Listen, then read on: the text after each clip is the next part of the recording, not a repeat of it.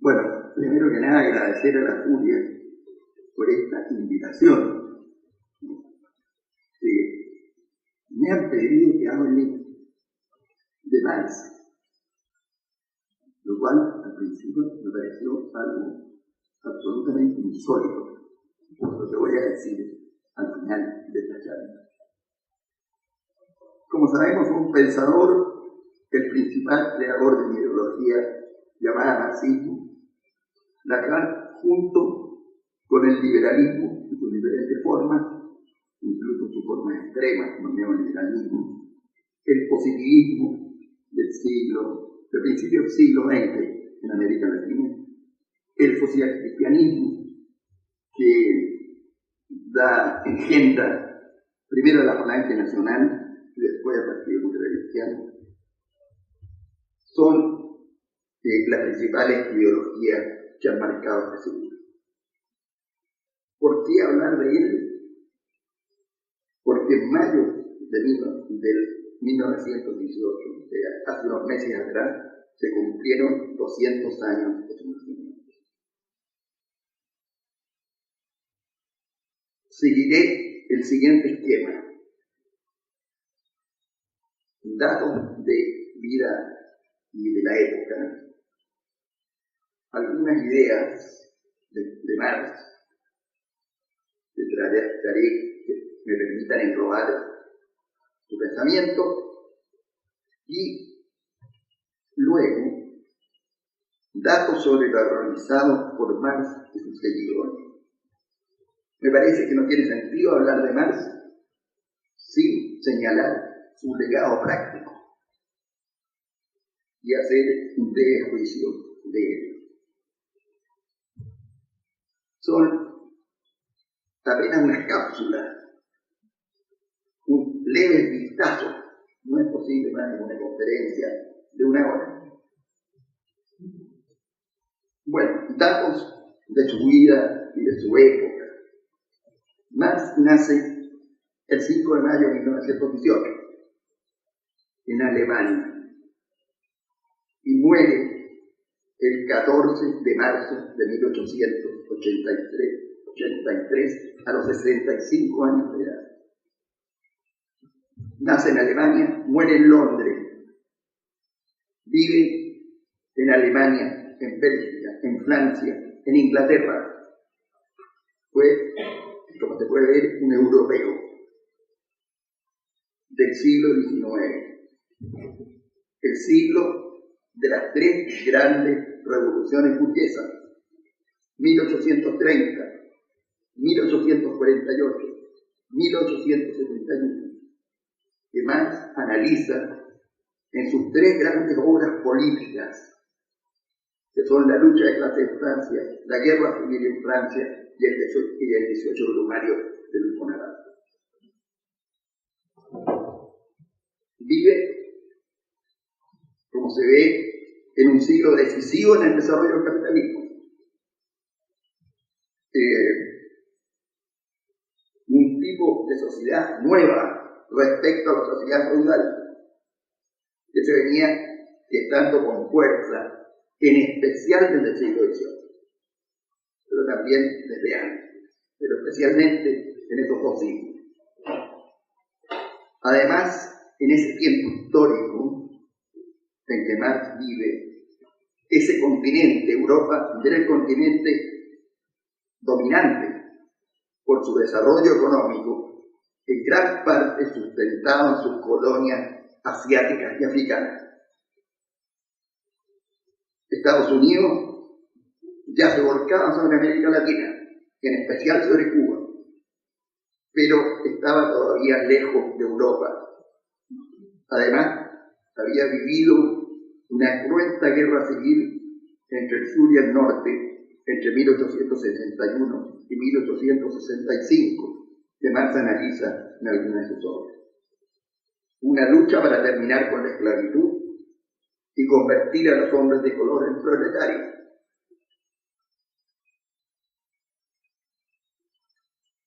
Brevemente, ese fue el mundo donde Marx escribió sus numerosos libros, muchos de ellos en colaboración con Federico Engels. Además de los tres mencionados, escribe el Manifiesto Comunista en Bélgica, en 1845. Escribe El Capital, su gran obra de análisis sobre las sociedades capitalistas.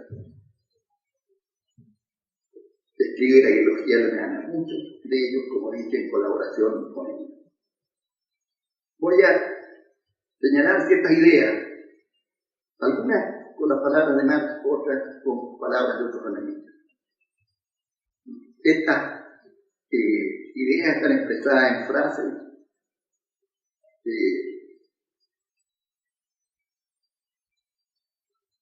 la primera idea: el hombre no es un ser exclusivamente espiritual, determinado por ideas, valores, emociones. En primer lugar, es un ser determinado por la economía. Pero esa determinación, agrega Marx, no es la única.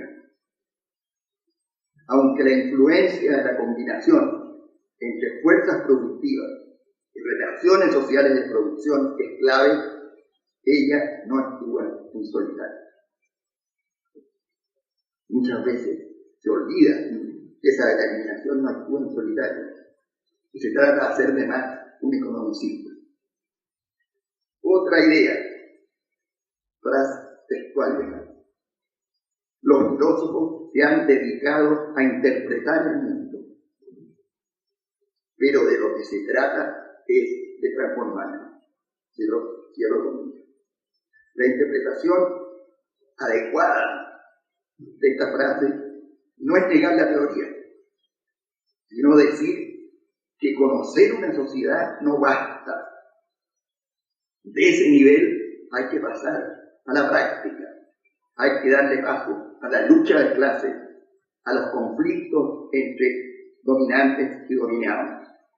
De allí, de esa contradicción, surge el cambio social, cuyas frases más extremas son las revoluciones que Marx, como dije, analiza las grandes revoluciones burguesas del siglo XIX. ¿Qué tipo de sociedad Marx propone cambiar? Marx propone cambiar la sociedad capitalista, cuyo desarrollo más potente, ya lo dijimos, tiene lugar entre los siglos XVIII y XIX. ¿Qué combinación de elementos caracterizan para Marx el capitalismo en el terreno económico? Primero, la existencia del mercado y de bienes que allí se transan, que Marx denomina mercancías.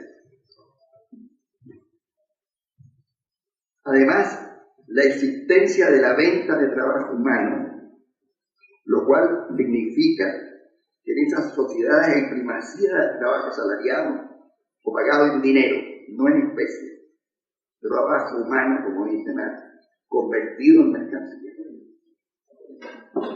La mercantilización entonces se expresa en numerosos aspectos. La otra idea que Marx analiza es que los precios se derivan en estas sociedades capitalistas de mercado de la relación entre la oferta y la demanda y no de la necesidad del bien.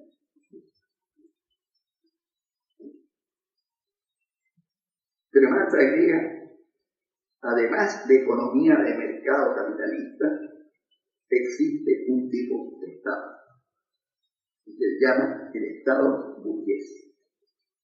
Después hablaremos algo más de eso.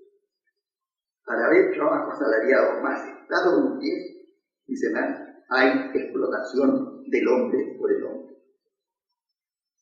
Más aún, dice, esa explotación se perfecciona en la sociedad capitalista. Por lo tanto, para avanzar hacia una vida buena, la sociedad capitalista debe ser superada. ¿Por cuál tipo de sociedad? Por la sociedad socialista, caracterizada por dos elementos centrales: estatización de la economía y dictadura del proletariado. Dictadura del proletariado que Marx y los marxistas denominan semi Estado. Vamos a ver después por qué. Se supone, para Marx y para los marxistas, que el proletariado está en el poder estatal y por ello, en las sociedades socialistas, sigue habiendo explotación. Pero el Estado que está en manos del pueblo debería debilitarse. Pero, agrega Marx, el socialismo no es la sociedad final, el término del proceso, es un momento en el camino. ¿Hacia dónde se debería caminar? Hacia el comunismo. Allí donde el Estado se extinguiría. Sería reemplazado por lo que Marx llama la administración de las cosas. Desaparecía entonces el poder opresivo y habría administración de las cosas. Detrás de estas tesis hay obviamente una concepción del Estado, una concepción nueva del Estado. Para Marx, no es una instancia que genera el bien común, como lo es para la escolástica, que era una de las teorías que dominaba en los siglos anteriores al XVIII y XIX. Es un aparato de dominación sobre el cual se sostiene la explotación capitalista. Su papel es central como órgano de reproducción de las relaciones de explotación. Por ello, para Marx, había que avanzar primero del capitalismo al socialismo y luego del socialismo al comunismo, momento en el cual el Estado, repito, se debilitaría hasta el final desaparecer. Entonces, el socialismo sería una etapa necesaria en esta evolución, pero no sería la final. Brevemente, estas son las ideas centrales de Marx. Marx es un intelectual que junto con Engels elabora este sistema teórico cuya principal propuesta es la necesidad de una sociedad socialista que avance hacia el comunismo. ¿Cómo? A través de las revoluciones. Hay que pasar de las revoluciones burguesas a las revoluciones socialistas.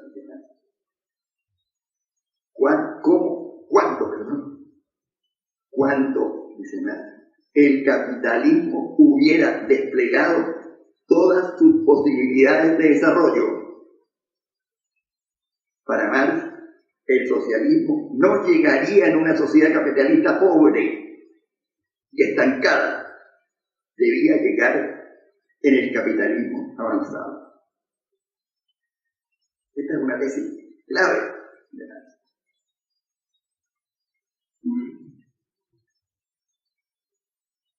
Pero sabemos muy bien que esto no ocurre así.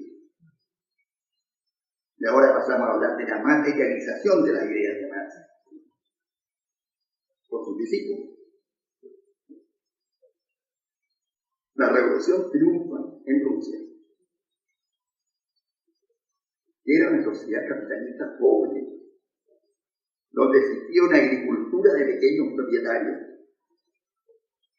Y era una sociedad que recién estaba avanzando con lentitud hacia un capitalismo desarrollado. La revolución triunfa ahí y fracasa en Alemania, donde en 1920 Rosa Luxemburgo intenta hacer la revolución y es asesinada. ¿Y por quién? Por los socialdemócratas. Eso tampoco hay que olvidar.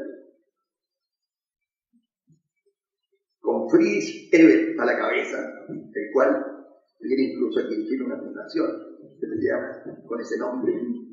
Ellos persiguen a Rosa Luxemburgo y terminan por asesinarla a ella y a Karl Liebknecht, que era su padre. Pero lo importante no es tanto el asesinato, porque eso es una posibilidad que en los procesos revolucionarios se abre. Lo importante es que la revolución se realiza en un país capitalista no desarrollado. Por lo tanto, se produce una violación, por llamarlo de algún modo, de una manera espantosa, de una de las principales tesis marxistas.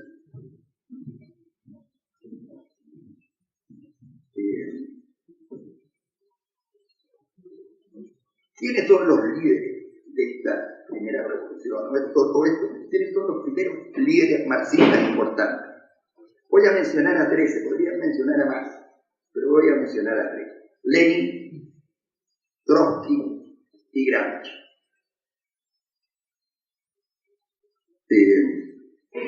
La diferencia de los dos primeros por el tercero es que los dos primeros participan en la primera revolución socialista, como sabemos, mientras que Gramsci pasa gran parte de su vida en la cárcel. Y aquí escribe los cuadernos de la cárcel. Y en esos cuadernos de la cárcel, Lenin produce una involución en la idea del Estado. Modifica la idea marxista clásica del Estado, de Marx. Y sobre todo, cambia la idea de la dictadura proletariada de Lenin y Trotsky. En base a una idea del Estado que dice que el Estado socialista debe ser un aparato de dominación, porque todavía no se ha pasado al momento de la extinción del Estado, pero esa dominación debe estar combinada con el consentimiento. Esa idea de hegemonía, idea central en el pensamiento de Gramsci, idea que debió haber sido central en algo del cual no voy a poder hablar mucho, es la unidad popular chilena. Pero en la unidad popular chilena, Gramsci prácticamente no existe.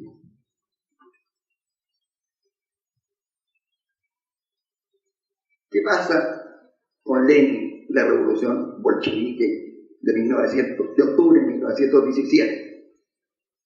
Bueno, uno podría decir, primero, que hay varias etapas de esa revolución. Lenin le toca enfrentar la primera etapa, porque Lenin muere el 21 de enero de 1924, o sea, a 7 años de realizar la revolución bolchevique. Lenin y Trotsky, los dos, pensaban que era necesaria la mundialización de la revolución. Sin ello, pensaban, sería imposible pasar del socialismo al comunismo. Y para las dos era clave ese pasaje.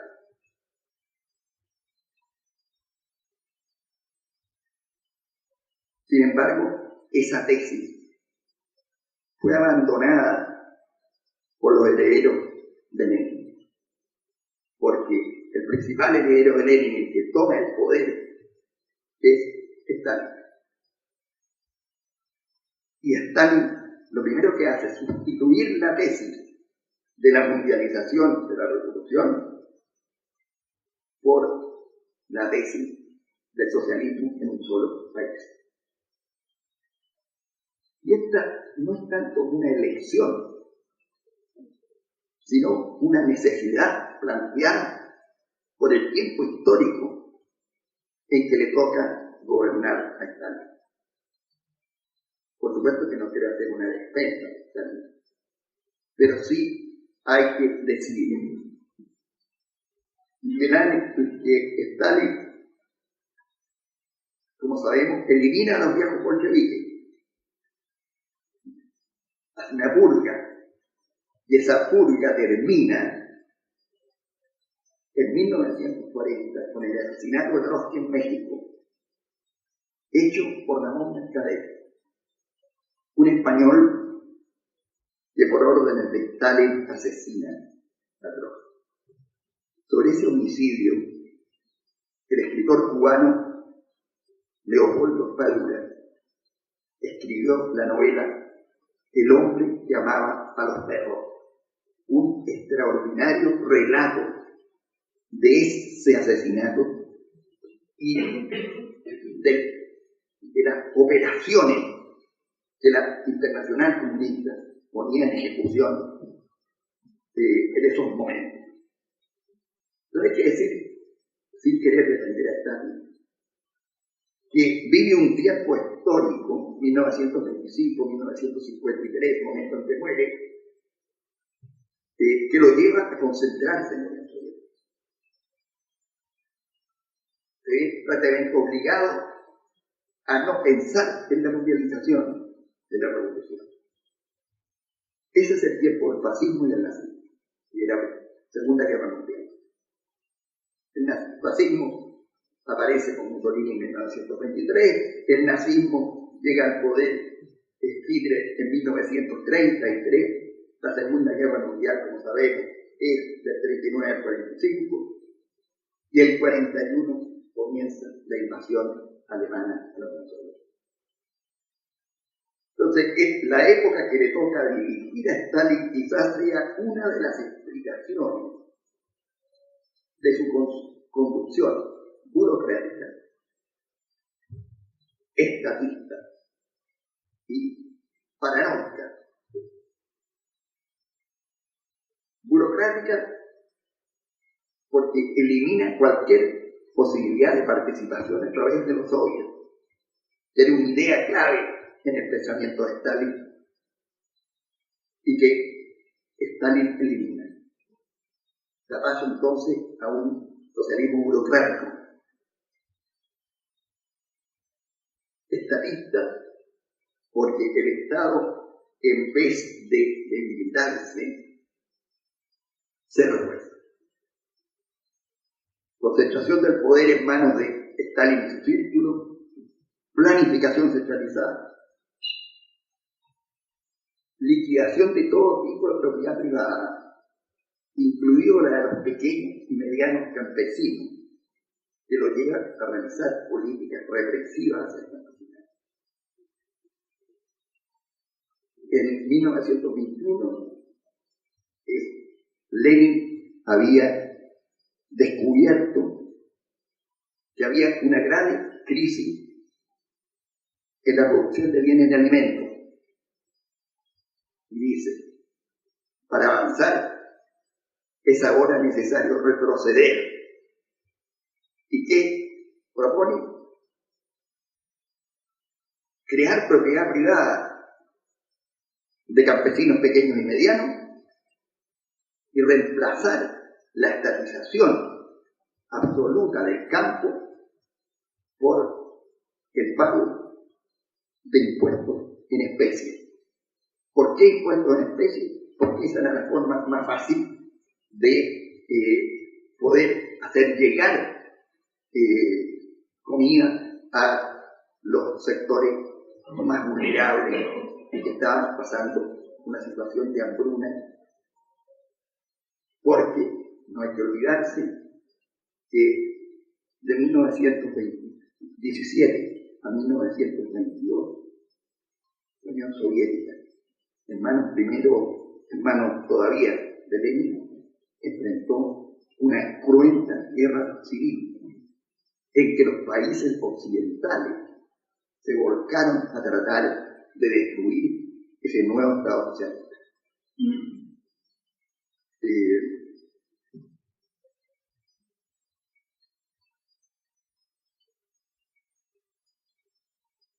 Bueno,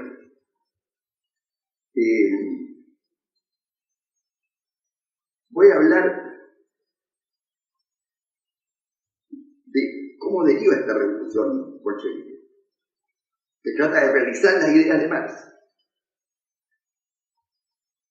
En la primera etapa, la que tiene que ver con Lenin a la cabeza de la revolución, la segunda que tiene que ver con Stalin a la cabeza de la revolución, con las purgas, la planificación centralizada y la industrialización de Rusia. Stalin se había enfrentado a la necesidad de crear un país industrial puesto en el desarrollo capitalista, que se basa prácticamente en la industrialización. No había todavía tenido lugar en la Rusia pre-revolución.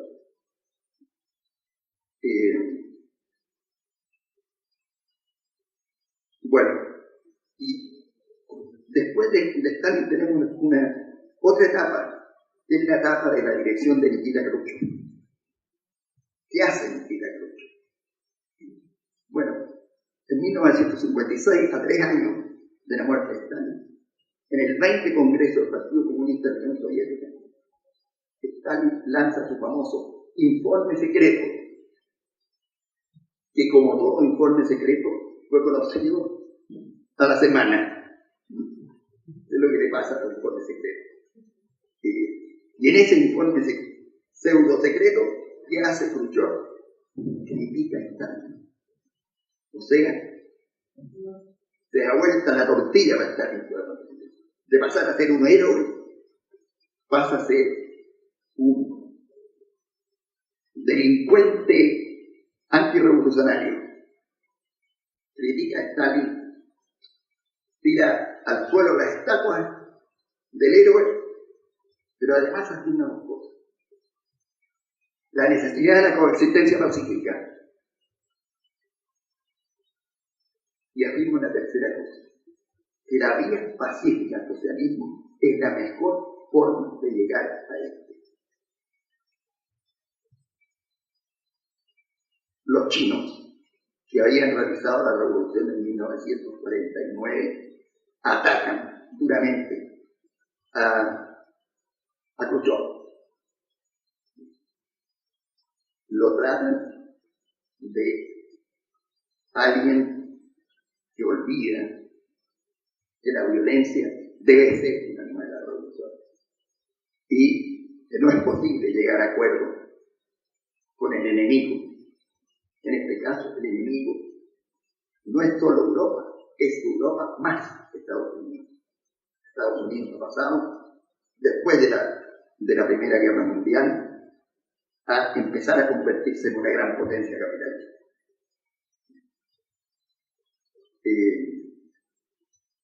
Entonces, Khrushchev critica al héroe, pero no puede realizar cambios significativos de liberalización pluralista de la sociedad socialista. Incluso, pocos meses después de haber dicho de haber criticado a Stalin y su política contra los países vecinos para convertirlos en países socialistas a la fuerza, él debe enfrentar una insurrección en Hungría, la cual la aplaca con mano dura. En todo caso, Khrushchev dura poco. 1956, 1964, y entramos a otro periodo, el periodo de la burocratización de la revolución socialista en manos de Leonid Brezhnev, que gobierna desde el 64 hasta el 83. Y todo esto termina en un último momento de la revolución, un nuevo intento reformista en el interior de la revolución, a cuya cabeza está Mikhail Gorbachev. ¿Qué trata de hacer Gorbachev? Intentos de reforma que son liberalización interna, dejar más espacio para que reaparezcan instituciones del tipo soviético y transparencia en las decisiones que tomen el partido gobernante y la cabeza de la revolución bolchevique. Y esta segunda segundo intento de reforma tampoco conduce al éxito, conduce más bien al término de la Unión Soviética. ¿Qué ocurre? Estamos en la Guerra Fría. Estamos con Estados Unidos, la potencia europea, tratando por todos los medios de que el socialismo comunista no avance en el mundo. Bueno, y estas potencias con Estados Unidos a la cabeza fortalecen a Boris Yeltsin, el cual finalmente autoprotestado. Y en 1991 se termina la Unión Soviética y se pasa a la Rusia capitalista salvaje que existe en la actualidad.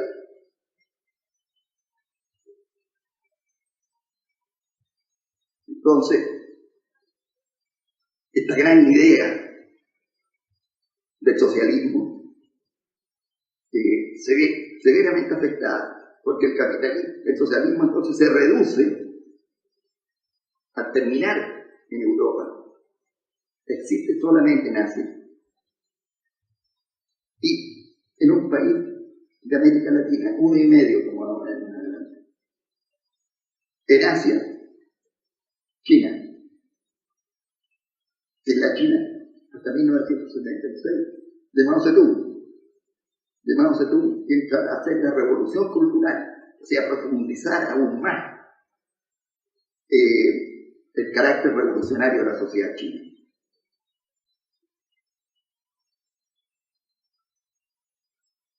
Es Vietnam, que primero derrota a Francia en la batalla de Dien Bien Phu, cuando formaba parte de Indochina. Y después, como sabemos, derrota a Estados Unidos en la guerra de Vietnam. Y que hoy es un país socialista